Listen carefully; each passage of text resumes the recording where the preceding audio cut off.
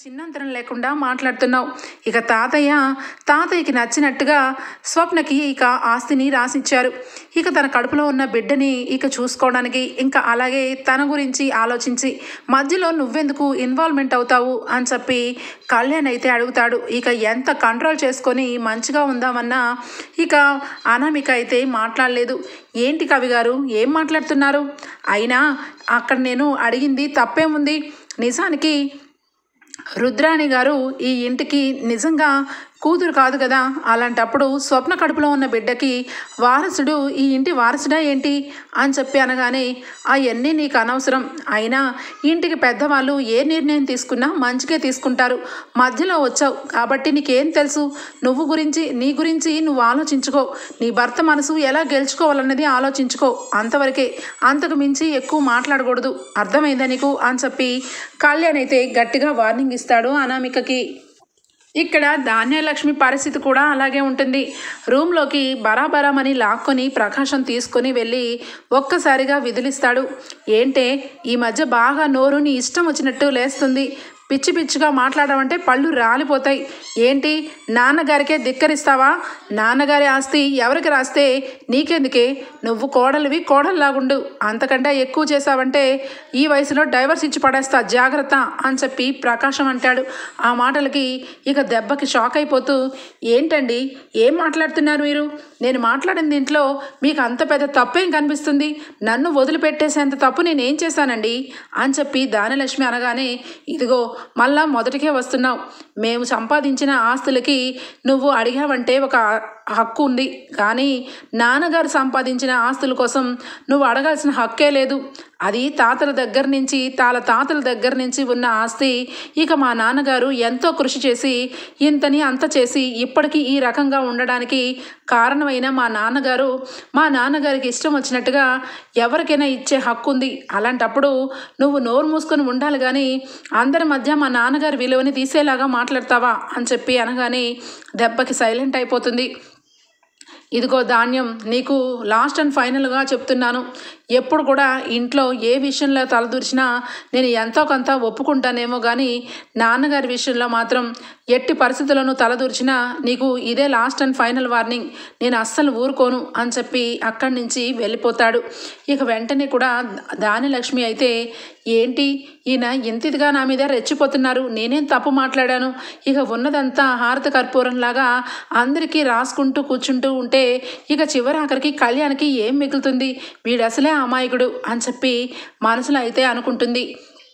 ఇక రుద్రాణి రాహుల్ అయితే స్వప్నకి ఆస్తి రాసిన విషయంలో ఎంతో కొంత కొంచెం హ్యాపీగానే ఫీల్ అవుతారు. ఎంతైనా రాహుల్ భార్య కాబట్టి, రాహుల్ భార్యకి ఉంది అంటే రాహుల్కి కూడా ఎంతో కొంత ఆస్తిలో హక్కు ఉంటుందని ఎంతో కొంత కొంచెం రిలీఫ్గా ఫీల్ అవుతుంది రుద్రాణి. ఇక కళ్యాణ్ అనామిక మీద అరిచేసరికి అనామిక మొండికేసి, నేను భోజనం చేయడానికి కిందకి వెళ్ళను, అలాంటప్పుడు ఖచ్చితంగా నా దగ్గరికి వచ్చి బతిమలాడతాడు కళ్యాణ్. అప్పుడు నా మనసులో ఉన్న మాట బయట పెడతాను. ఎట్టి పరిస్థితుల్లోనూ కళ్యాణ్ని ఈ ఇంటికి రాజుని చేసే వరకు వదిలిపెట్టే ప్రసక్తే లేదు అని చెప్పి ఇక కూర్చొని ఉంటుంది రూమ్లో. ఇక ధాన్యలక్ష్మి, ఇదేంటి అనామిక కిందికి రాలేదు, భోజనం చేయలేదు అని చెప్పి అనామికని ఇక కళ్యాణ్ తిట్టినందుకు బాధపడుతున్నట్టుంది. ఎంతైనా ఆడవాళ్ళం మనసుకే అర్థమవుతుంది, ఈ మగవాళ్ళకి ఏం తెలుస్తుంది అని చెప్పి అనామిక దగ్గరికి ఇక ధాన్యలక్ష్మి వస్తుంది. ఇక వెంటనే నాటకం స్టార్ట్ చేస్తుంది ఇక అనామిక. అత్తయ్య గారు, ఇక మీరు నేను ఇద్దరం కూడా ఈ ఇంట్లో ఉండి వేస్ట్ అత్తయ్య గారు. ఎందుకంటే కూరలో కరివేపాకంట మనల్ని ఎలా తీసేస్తున్నారో అలా తీసేస్తున్నారు. ఇక మీ అబ్బాయి సంగతి తెలిసిందే. ఇక రాత్రనగా పగలనగా ఎండనగా వాననగా కవిత్వాలు అచ్చువేయమని ప్రతి చోటకి వెళ్ళి ఇక అక్కడ ఇంటర్వ్యూలకి అటెండ్ అయ్యి వస్తున్నారు. ఇంత లంకంత ఇంటిలో కనీసం కొంచెం కూడా రెస్ట్ లేకుండా కష్టపడేది మనము. ఇక బయటకు వెళ్ళి ఇక ఈయన ఎండనగా వాననగా తిరుగుతూ తిరుగుతుంటే ఎటొచ్చి ఈ ఆస్తిని ఎంజాయ్ చేసేది అక్కడ ఇక ఆ కావ్య అలాగే రాజ్ బావ గారు. మనకి మిగిలేదేముంది? ఇక స్వప్న ఈ ఇంటికి అసలు సంబంధం లేని వ్యక్తి. చివరాఖరికి స్వప్నకు కూడా ఇక లక్షలు విలువ చేసే ఇక ఎంత పెద్ద ప్రాపర్టీని రాశారు. ఇక తను కష్టపడకుండా తన కడుపులో ఉన్న బిడ్డ హ్యాపీగా జీవనం సాగించడం కోసం ఎంతగా ఆలోచించి అంత ఆశని తనకు రాసిచ్చారు. కానీ నా భర్త ఇప్పటి వరకు కనీసం ఎప్పుడు కూడా ఎవరిని ఏదీ ఆశించలేదు. చివరాఖరికి ఇక ఆఫీసుకు కూడా వెళ్ళట్లేదు. మరి నా పరిస్థితి ఏంటో ఆలోచించారా అత్తయ్య గారు? నేను ఎన్నో కలలు కానీ నేను కళ్యాణ్ని ప్రేమించి పెళ్లి చేసుకున్నాను. కానీ నా ప్రేమకి కొంచెం కూడా విలువ లేదు. అలాగే ఇటు కనీసం డబ్బు కూడా చేతిలో లేదు. రూపాయిగా అడుక్కోవాలన్నా అడుక్కునే పరిస్థితి, అది కూడా ఇక తోటికోడల ముందు తల దించి నేను అడుక్కోవాలి. అంతే కదా అత్తయ్య గారు అని చెప్పి ఇక రెచ్చగొడుతూ మాట్లాడుతుంది. ఇక అవన్నీ విని నిజమే, అనామిక బాధలో అర్థం ఉంది. అనామిక కూడా సేమ్ నేను ఎలా రకంగా ఉన్నానో అదే విధంగా ఆలోచిస్తుంది. మా ఇద్దరి పరిస్థితి ఈ ఇంట్లో అలాగే ఉంది. అసలు ఆ రకంగా స్వప్నకు సంబంధించిన విషయంలో ఇన్వాల్వ్మెంట్ అయ్యి అంత పెద్ద ఆస్తిని తన చేతిలో పెట్టారు. నా కోడలు మరి ఆ రకంగానే నిలదీస్తే ఆస్తిని ఇక ఇద్దరికి కూడా వాటాలు వేయాల్సిందే కదా, అప్పుడేం చేస్తారో అని చెప్పి ఇక అనామిక గురించి ధాన్యలక్ష్మి అనుకుంటూ ఉంటుంది. సరే కానీ అనామిక, ఇక నువ్వు కిందికి వచ్చి భోజనం చెయ్యి. నేను ఖచ్చితంగా ఈ విషయంలో కళ్యాణ్కి సంబంధించిన విషయాన్ని నేను మెల్లగా అడుగుతాను. కళ్యాణ్ ఇప్పుడు ఆఫీస్కి దేనికి రావట్లేదు. రేపటి రోజున వాడికి అన్యాయం జరిగితే ఊరుకునేది లేదు. ఖచ్చితంగా కళ్యాణ్కి ఎంత ఆస్తి వస్తుందో అంత ఆస్తి డివైడ్ చేసేసి మీ ఇష్టం వచ్చినట్టుగా దాన ధర్మాలు చేసుకోమని చెప్తాను అని చెప్పి అనగానే ఇక వెంటనే అనామిక హ్యాపీగా ఫీల్ అయిపోయి, అత్తయ్య గారు నిజంగా మీరు అడుగుతారు కదా అనగానే, నేను ఎందుకు అడగను, ఖచ్చితంగా అడుగుతాను. ఇది నా కొడుకు భవిష్యత్తు విషయం. నా కోడలి ఇష్టాలకు అనుగుణంగా నేను నడుచుకోవాలి. ఎంతైనా నువ్వు నా కొడుకు గురించే మాట్లాడుతున్నావు కాబట్టి నాకు అర్థమైంది అనామిక నీ బాధ. నువ్వు వచ్చి కిందికి రా అని చెప్పి ఇక కిందికి తీసుకొస్తూ ఉంటుంది. ఇక హాల్లో అందరూ కూడా కూర్చొని ఉంటారు. అపర్ణ ఒక పక్క, ధాన్యలక్ష్మి అలాగే ఇక రుద్రాణి అందరూ కూడా హాల్లోనే ఉండటం వల్ల ఇక వెంటనే ధాన్యలక్ష్మి ఇక్కడే అందరూ ఉన్నారు, ఇక్కడే అడిగి పడేస్తాను. ఇక వీళ్ళు ఎన్ని చెప్పుకున్నా ఎన్ని చేసినా ఇక నేను వినే ప్రసక్తే లేదు అని చెప్పి వెంటనే కూడా అత్తయ్య గారు అని చెప్పి అంటుంది. ఇక ధాన్యలక్ష్మి, ఏంటి ఏమైంది ధాన్యలక్ష్మి, నాతో ఏమన్నా మాట్లాడాలా అని చెప్పి ఇందిరాదేవి అనగానే, అవును అత్తయ్య గారు, మీతో కొంచెం మాట్లాడాలి. ఎందుకంటే ఈ విషయంలో నా మనసు ఎంతవరకు ఆలోచించాలో అంతవరకు ఆలోచించాను. కానీ నా మనసుకి అన్యాయం జరుగుతుందని నాకు అనిపించింది. అందుకే మిమ్మల్ని ఇక అడగాలని నిర్ణయించుకున్నాను అనగానే, చూడు ధాన్యలక్ష్మి, ముక్కు ఎక్కడుందంటే మొత్తం తిరిగి చెప్పినట్టు నీ మనసులో ఉన్నది ఏంటో అడుగు, దానికి సమాధానం నేను చెప్తాను. ఎందుకు ఆ రకంగా మాట్లాడతావు అనగానే, సూటిగా అడుగుతున్నాను అత్తయ్య గారు, నా కొడుకుకి అన్యాయం జరుగుతుంది ఇంట్లో. నా కోడలికి నా కొడుక్కి ఇద్దరికీ కూడా అన్యాయమే జరుగుతుంది అని అంటుంది. ఆ మాటకి ఇక అపర్ణాదేవి ఇక అలానే చూస్తూ ఉంటుంది సీరియస్గా. ఇక రాజ్కి ఇక అంతా ఆఫీస్ బాధ్యత రాజ్ అక్కడ చూసుకుంటూ ఉంటే ఇక కావి కూడా ఇంటి పెత్తనం అంతా తన చేతిలో పెట్టింది అక్క. మరి అలాంటప్పుడు వాళ్ళతో పాటు సమానంగా ఉండవలసిన నా కొడుకు కోడలు ఇద్దరు కూడా వాళ్ళ ముందు చేయి చాపే స్థానంలోనే ఉన్నారు. అది అన్యాయమే కదా అత్తయ్య గారు అని చెప్పి అనగానే, ఎవరు అన్యాయం చేస్తున్నారు ధాన్యలక్ష్మి, అసలు నువ్వు ఏం మాట్లాడుతున్నావు? కళ్యాణ్ రాజ్ దగ్గర చేయి చాచుకునే పని ఉంది. వాడి దగ్గర కార్డ్స్ ఉన్నాయి. వాడికి ఎప్పుడు ఏది కావాలన్నా వాడు కార్డ్స్ ద్వారా తీసుకొని వాడికి సంబంధించినవన్నీ కూడా వాడు చేసుకుంటున్నాడు. వాడిని అందరూ కలిసి వెళ్ళమనే చెప్పాం. కానీ వాడు మొన్న అందరి ముందు ఏమని చెప్పాడు, వాడికి ఇష్టానుకూలంగానే నడవగలుగుతాను, వేరొకరి ఇష్టంతో నాకు పని లేదు అని చెప్పి మొహం మీదే చెప్పాడు. చూసావు కదా, నీ కొడుకే నీ మాట వినప్పుడు మేమందరం ఏం చేయగలుగుతాం?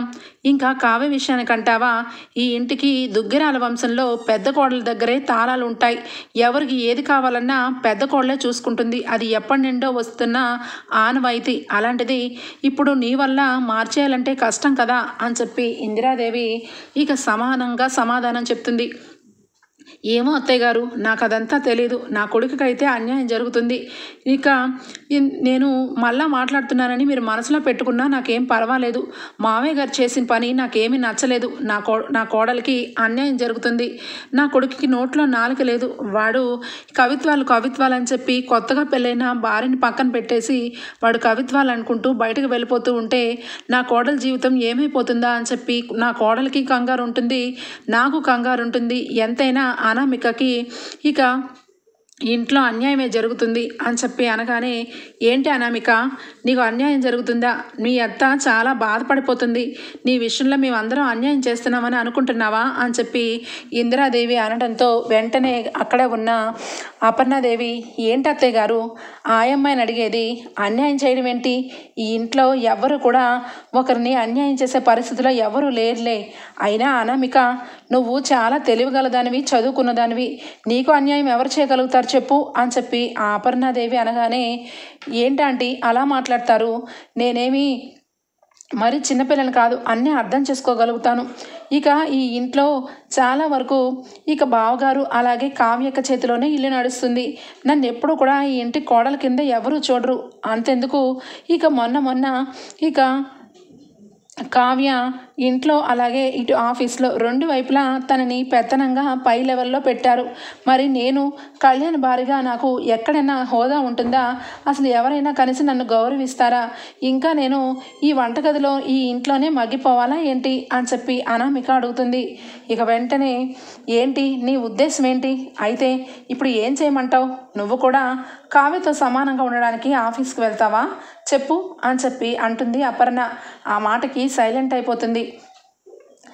ఆ తర్వాత దానిలక్ష్మి, అక్క, తన మనసులో ఉన్న మాట ఆఫీస్కి వెళ్ళడం కాదు, కళ్యాణ్ విషయంలో కళ్యాణ్కి కూడా ఈ ఇంటికి ఇక ఆస్తిలో సగభాగం కళ్యాణ్ ఆస్తి డివైడ్ చేసేసి ఇక మీ ఇష్టం వచ్చినట్టుగా మీ డబ్బుల్లోంచి రాజుకు సంబంధించిన వాటాలోంచి దాన ధర్మాలు చేసుకోవాలి. ఎందుకంటే నా కొడుకు అసలే అమాయకుడు, వాడికి ఏమీ తెలీదు. ఇప్పటికే వాడు కవిత్వాలు అని చెప్పి వాడు చాలాసార్లు మొండిగా ఉండడం వల్ల మేము కూడా ఏమీ అనలేకపోతున్నాం. అంత మాత్రాన వాడి ఆస్తిని హారతి కర్పూరం మాదిరిగా అందరికీ దాన ధర్మాలు చేసుకుంటూ పోతే వాడి జీవితం ఏమి కాను అని చెప్పి అనగానే ఒక్కసారిగా షాక్ అయిపోతారు ఇంట్లో అందరూ. ఏంటి, ఏం మాట్లాడుతున్నావు దానిలక్ష్మి? ఇల్లుని ముక్కలు చేయమనేనా మాట్లాడుతున్నావు నువ్వు అని చెప్పి అంటుంది ఇందిరాదేవి. ఆ మాటలకి వెంటనే, మీరు ఏమన్నా అనుకోండి అత్తయ్య గారు, నా విషయంలో మాత్రం నేను నిర్ణయం తీసుకున్నాను. నా కొడుకుకి అన్యాయం జరగకూడదు.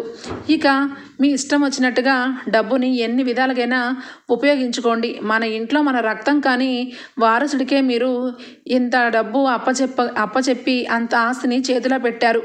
ఇక ఎడి చూస్తే ఎంతకో అంత కావ్య తన భర్త ఇద్దరు కూడా చాలా డబ్బు మీదే ఉన్నారు కాబట్టి, ఇనుప బీరువానే తన సొంతం చేశారు కాబట్టి తను కూడా చాలా సంతోషమే. ఎటొచ్చి నా కొడుకు కోళ్లే కదా అన్యాయం అయిపోయేది. అందుకే ఇక మాకు సంబంధించిన డబ్బు విషయంలోనూ ఆస్తిలోనూ మాకంటూ సపరేట్గా పెట్టేసి ఇక మీ వాటాలోని వచ్చినవన్నీ కూడా దానాలకు ధర్మాలకు ఉపయోగించుకోండి అని చెప్పి దానలక్ష్మి అనామిక అంటూ ఉంటారు. ఇక వెంటనే రాజు అయితే అప్పుడే ఇక కిందకి వస్తూ ఉంటాడు. కిందకు వచ్చిన రాజుని చూసి ఇక వెంటనే కూడా అనామిక అయితే, ఏంటో ఈ మధ్య ఎవరి గోల ఆల్దే ఉంది.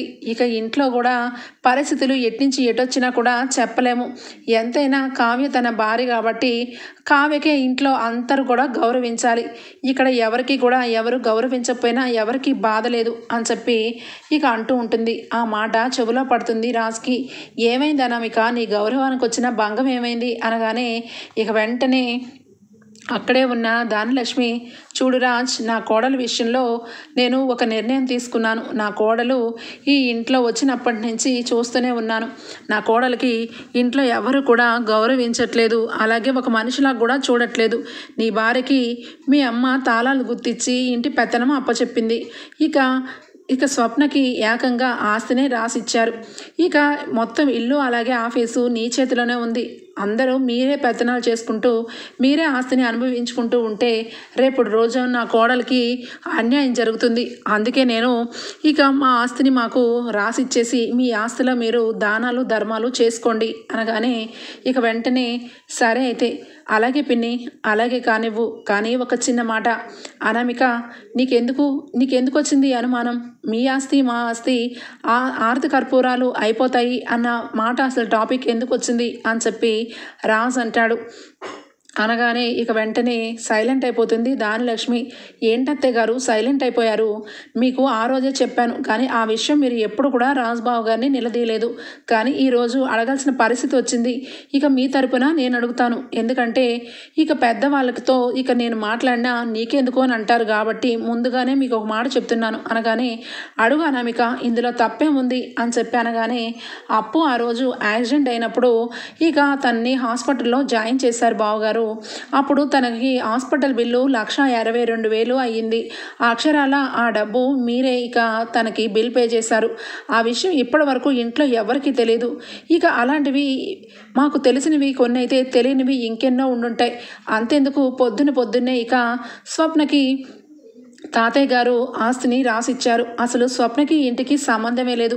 అలాంటప్పుడు మరి మాకు అన్యాయం జరిగినట్టే కదా బావగారు. అందుకే కళ్యాణ్కి సంబంధించిన ఆస్తిని విడిగా డివైడ్ చేసి మాకు ఇచ్చేస్తే మీ వైపు నుంచి ఆస్తిని మీరు ఎన్నైనా చేసుకోండి, మేము ఏమీ అడగం అని చెప్పి ఇక నిలదీస్తూ ఉంటుంది. ఇక అనామిక రాజ్కైతే చాలా కోపం వస్తుంది. చాలా కంట్రోల్ చేసుకుంటూ ఉంటాడు. ఇక వెంటనే కూడా అక్కడే ఉన్న అపర్ణ అయితే అసలు ఇల్లుని ముక్కలు చేయడానికే ఈ అనామిక పెళ్లి చేసుకున్నట్టుంది. లేదంటే ఎప్పుడు ఎన్నడూ లేని ఆస్తులు ఇక అంతస్తులు ఇక విడగొట్టడాలు ఇవన్నీ దేనికి వచ్చాయి అని చెప్పి అపర్ణ అయితే ఇక అలానే చూస్తూ ఉంటుంది.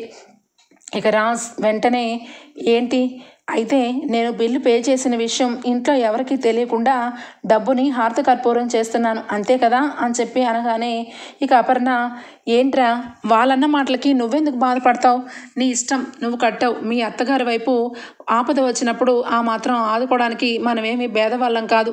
మనం ఉంది కాబట్టి నువ్వు వాళ్ళకి సహాయం చేసావు. అందులో సహాయాన్ని కూడా ఇక మనము చేయకుండా ఉంటే మన దుగ్గరాల వంశానికే చెడ్డ పేరు అని చెప్పి అపర్ణ అనగానే అవునక్క అవును, ఎంతైనా కావ్య అంటే నీకు ఈ మధ్య మహా ఇష్టమైపోయింది. ఎందుకంటే నాకు అనుగుణంగా ఇక ఉండకుండా నాకు ఆపోజిట్లో నీ కోడల్ని నుంచోబెట్టి నీ పరువు మర్యాదల్ని నెగ్గించుకుందామని.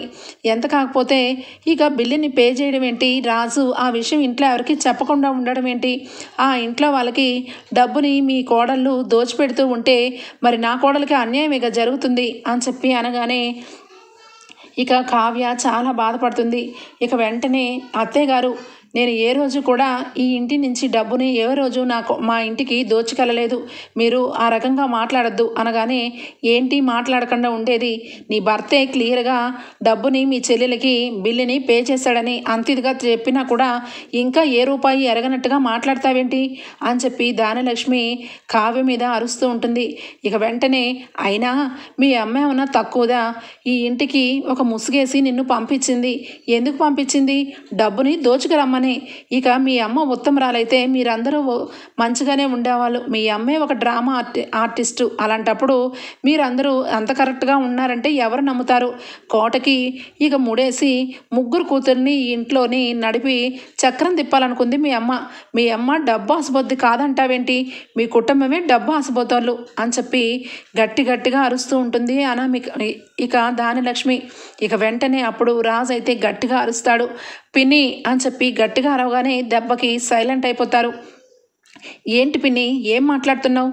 కళావతి వాళ్ళ ఇంట్లో వాళ్ళ గురించి మాట్లాడే హక్కు మీకు ఎవరిచ్చారు?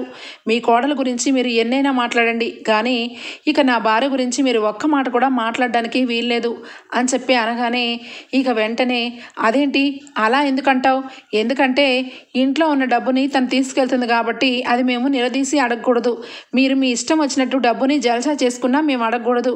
కానీ నోరు తెరిచి మేము ఒక్క మాట మాట్లాడినా ఇక అది మీ పర్సనల్ అయిపోతుంది అంతే కదా రాజ్ అనగానే ఏంటత్తా ఏంటి పిన్ని ఏం మాట్లాడుతున్నావు?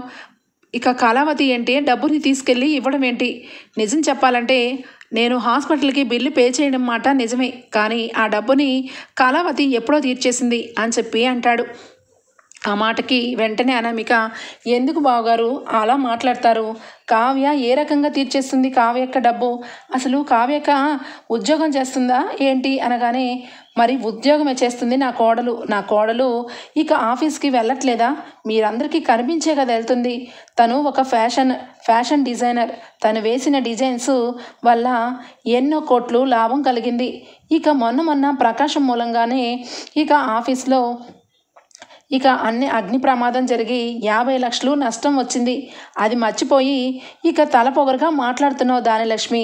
నా కోడలు ఈరోజు ఈ ఇంటికి కోడలు అవడం వల్లే మాకు ఇంకా బాగా కలిసి వచ్చి 2-3 రకాలుగా ఇంకా ఎక్కువ మోతాదులోనే అన్ని విధాలుగా పైకున్నాం. అయినా కావ్యకి అంత కర్మేమీ పట్టలేదు. వాళ్ళ అమ్మ నాన్న అప్పుని తను 2 నిమిషాల్లో ఒక్క శాలరీతోనే తీర్చేసింది. మా ఆఫీస్లో ఇక వర్కర్లకే 50,000 ఇక 1,00,000 రూపాయల వరకు ఇచ్చుకుంటున్నాం. ఒక ఫ్యాషన్ డిజైనర్గా తన శాలరీ ఎంతో తెలుసా? 1,00,000 రూపాయలు అక్షరాల. తన జీతం 1 నెల చాలు తన అప్పు తీరిపోవడానికి. తను ఒక్క రూపాయి కూడా ఇప్పటి వరకు తీసుకోకుండా 3 నెలల నుంచి అలానే వచ్చి వెళ్తుంది. తన కష్టం మేము ఎలా ఉంచుకుంటాం?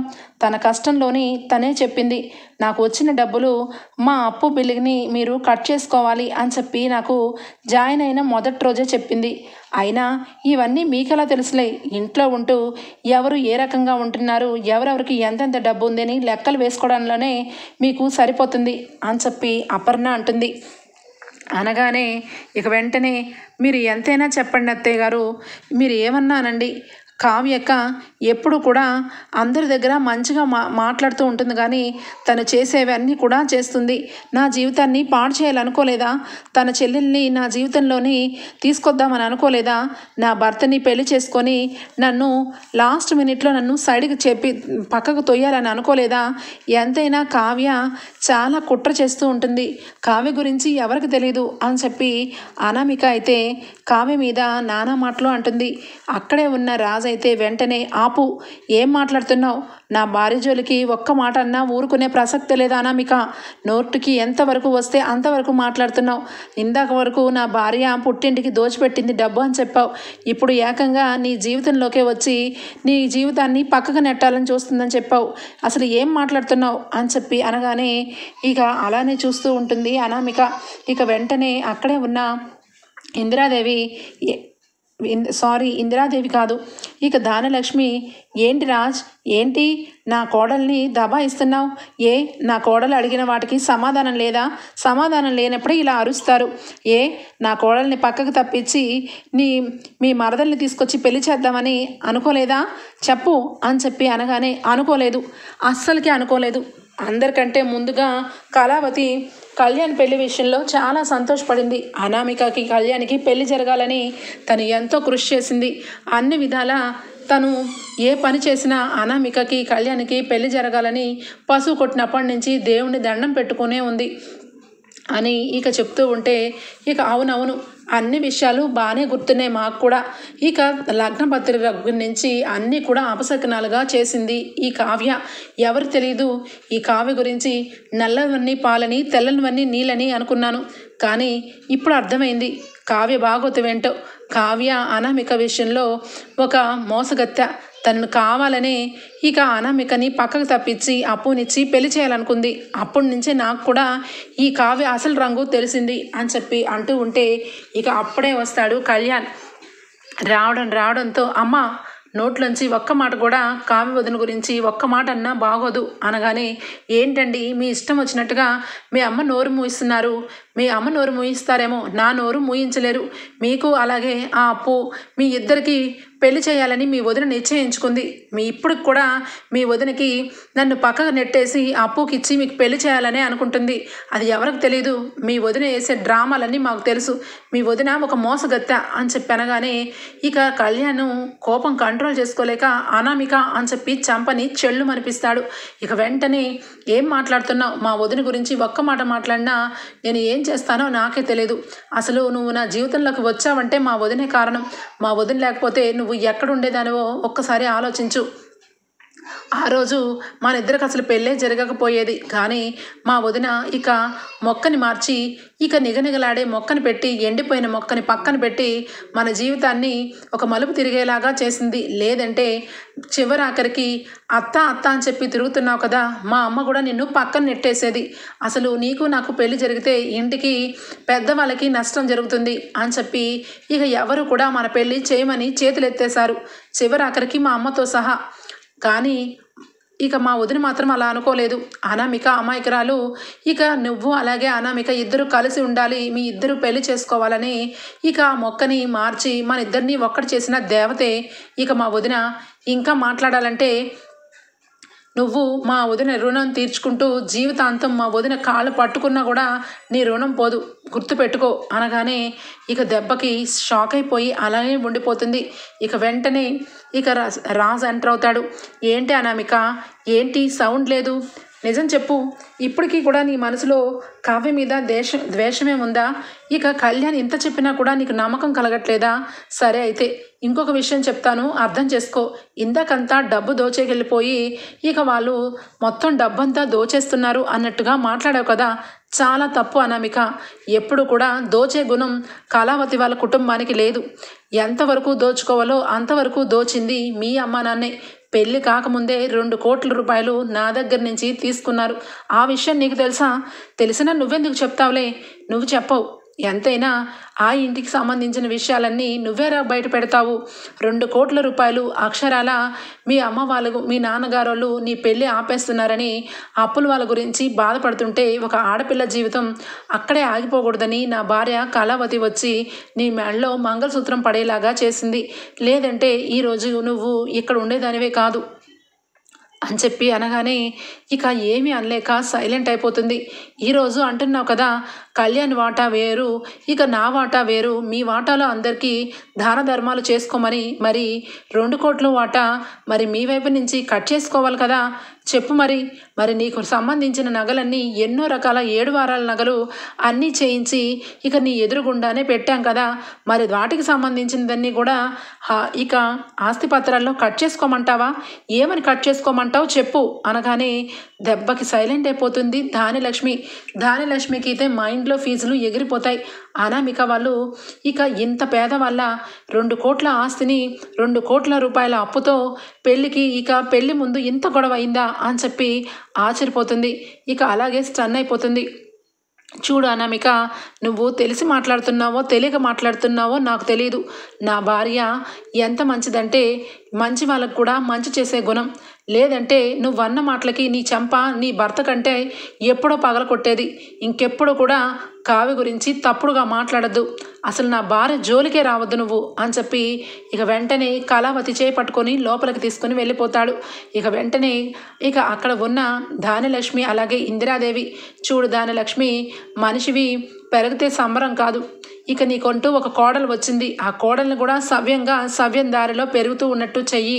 ఈ కుటుంబంలో ఇప్పటి వరకు ఆస్తులు కానీ అంతస్తులు కానీ వాటాలేమని ఎవ్వరూ అనలేదు, కానీ నిన్నగాక మొన్నొచ్చిన ఈ అనామికనే అడుగుతుంది.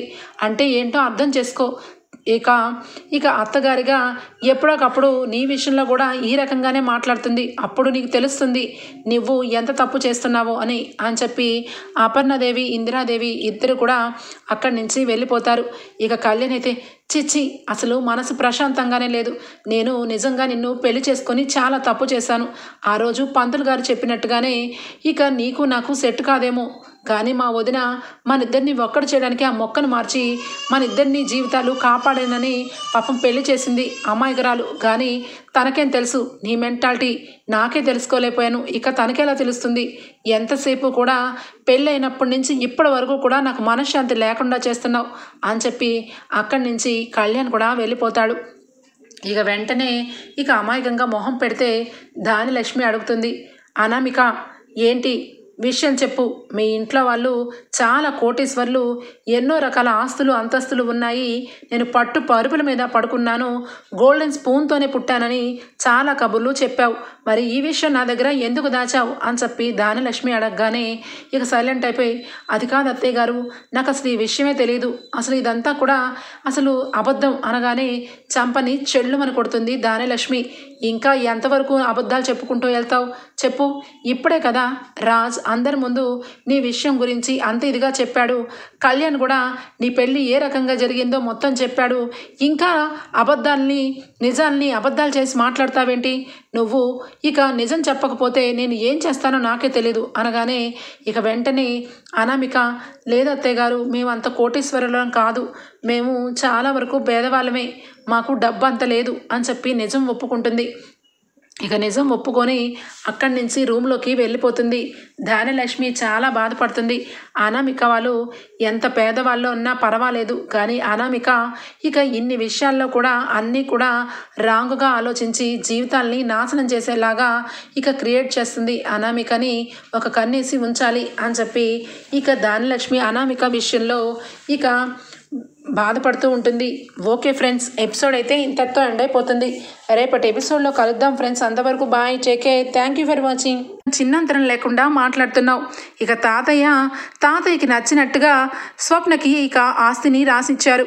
ఇక తన కడుపులో ఉన్న బిడ్డని ఇక చూసుకోవడానికి, ఇంకా అలాగే తన గురించి ఆలోచించి మధ్యలో నువ్వెందుకు ఇన్వాల్వ్మెంట్ అవుతావు అని చెప్పి కళ్యాణ్ అయితే అడుగుతాడు. ఇక ఎంత కంట్రోల్ చేసుకొని మంచిగా ఉందామన్నా ఇక అనామిక అయితే మాట్లాడలేదు. ఏంటి కవి గారు, ఏం మాట్లాడుతున్నారు? అయినా అక్కడ నేను అడిగింది తప్పేముంది? నిజానికి రుద్రాణి గారు ఈ ఇంటికి నిజంగా కూతురు కాదు కదా. అలాంటప్పుడు స్వప్న కడుపులో ఉన్న బిడ్డకి వారసుడు ఈ ఇంటి వారసుడా ఏంటి అని చెప్పి అనగానే అవన్నీ నీకు అనవసరం. అయినా ఇంటికి పెద్దవాళ్ళు ఏ నిర్ణయం తీసుకున్నా మంచిగా తీసుకుంటారు. మధ్యలో వచ్చావు కాబట్టి నీకేం తెలుసు? నీ గురించి నువ్వు ఆలోచించుకో. నీ భర్త మనసు ఎలా గెలుచుకోవాలన్నది ఆలోచించుకో, అంతవరకే. అంతకు మించి ఎక్కువ మాట్లాడకూడదు, అర్థమైందా నీకు అని చెప్పి కళ్యాణ్ అయితే గట్టిగా వార్నింగ్ ఇస్తాడు.